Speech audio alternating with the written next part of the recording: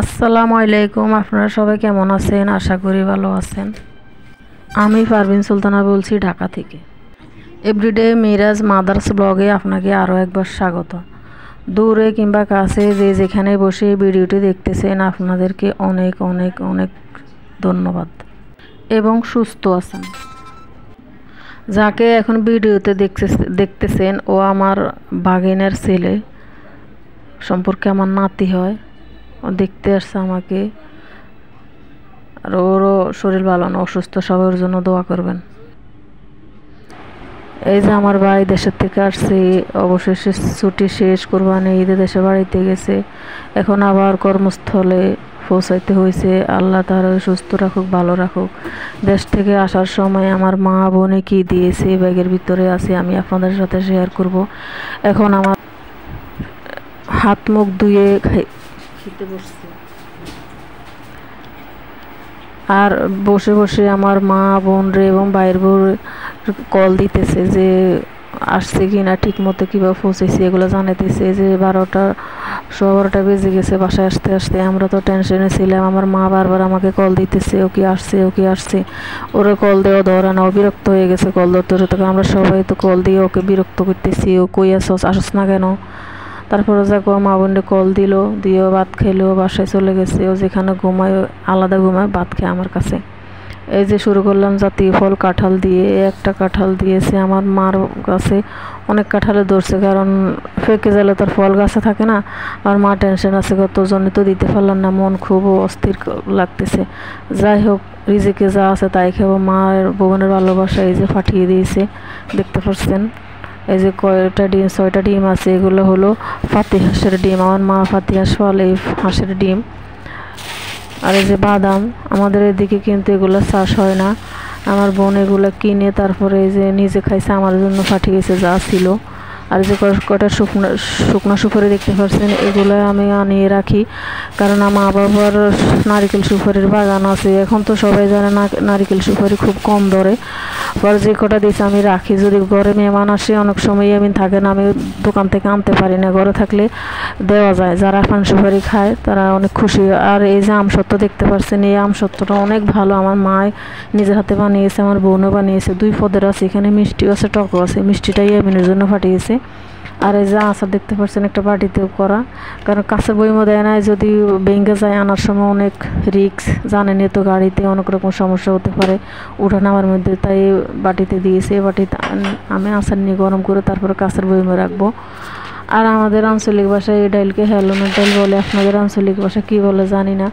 এগুলো আমার বোন পাঠিয়েছে। এগুলা অনেক সময় নারিকেল দিয়ে খাওয়া যায়, তরকারির মতো রান্না করে। আবার অনেক সময় এই যে মাংস বা হাড় এগুলো দিয়ে রান্না করা যায়, যে যেভাবে খাইতে পছন্দ করে ওইভাবে খাওয়া যায়। আর এখানে আছে সিমের বিচি। সিমের বিচি আমার বোন ফাটিয়েছে, মা ফাটিয়েছে, দুইজনেরগুলো আমি একসাথে নিয়েছি। এগুলো গরুর হাড় দিয়ে রান্না করব, যেমন ভালো লাগে খাইতে ওইভাবে রান্না করবো। আর এখানে দেখতেছেন বেশি গলা আমার মা ফুটেছে, ইয়ামিনের আব্বুর অনেক পছন্দ। এগুলা দেশের খাবার, ফ্রেশ খাবার। এগুলা যেমনই হয় দেখতে, কিন্তু এগুলো খাইলে অনেক ভালো, ফ্রেশ খাবার। এগুলো গ্রাম অঞ্চলের, কোনো খারাপ কিছু নাই, জীবাণু নাই, কিছু নাই, অনেক ভালো ফ্রেশ এগুলা।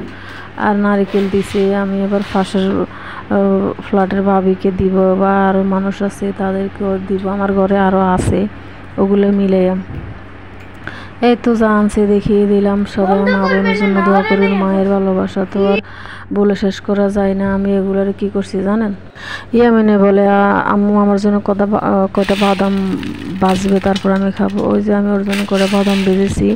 আর এই যে হেলন্ডন ডালগুলো আমি বাজলাম, এগুলো কীভাবে ভাঙ্গি এখন দেখাবো আপনাদেরকে। এই যে বেজে নিয়ে এসে একটু ঠান্ডা হোক, তারপরে দেখাবো। বাদামগুলো একটু বইমে রাখবো। আর পাশে আছে জিরা, এই জিরাগুলো আমি হালকা তেলে চুলের নিচে রেখে একদম মচমচে হয়ে গেছে, আস্তে আস্তে বাচ্চি, আগে পরে মচমচে হয়েছে। এগুলোকে এখন একটু ঠান্ডা হলে গুঁড়া করব। কীভাবে করতেছি এগুলো আপনাদেরকে দেখাবো, আপনারা অবশ্যই দেখতে পাবেন। আমার কাছে এইভাবে করলে মনে হয় যে ভালো। আমি ডাল কীভাবে ভাঙতেছি এগুলো দেখাবো এখন। আর এখানে মুরগির মাংস রান্না করব, কষাইতেছি, মশলা ভাতে কষাইতেছি, এগুলো দেখতে পাচ্ছেন। এই যে দেখতে পাচ্ছেন দিয়ে দিয়েছি মুরগিগুলা হইতে থাক। এই ফাঁকে চুলার উপরে বসে দিয়েছি মুরগির তরকারিগুলো হইতে থাক, তারপরে আমি অন্যগুলো দেখাবো। এই মুরগির তরকারি হলে আমার ইয়ামিনের আর কিছুই লাগে না। এই সবসময় মুরগির তরকারি পছন্দ করে, মুরগির তরকারি দিয়ে ভাত খেতে ওর ভালো লাগে, ওর আর কোয়াও লাগে না যদি মুরগি রান্না করে। আর আমি যদি আমার জালের পাশে যাই, আমার জাল কিন্তু অনেক মজা করে গরুর মাংস রান্না করে, ইয়ামিনের অনেক পছন্দ। ইয়ামিনে বলে আম্মু আপনি মামুনির মতো রাঁধতে পারেন না, নরম করে। আমি বস্তু নরম করে রাঁধতে পারি না, এটা হইলে আমার সমস্যা, ইয়ামিনে বলে সবসময়। এই আর কি, এখানে ডালগুলো বাছতেছি। এই যে ডালগুলো বাছতেছি, বাজার পরে আমি ব্লান্ডার করব, যখন করি তখন দেখাবো। আসসালামু আলাইকুম।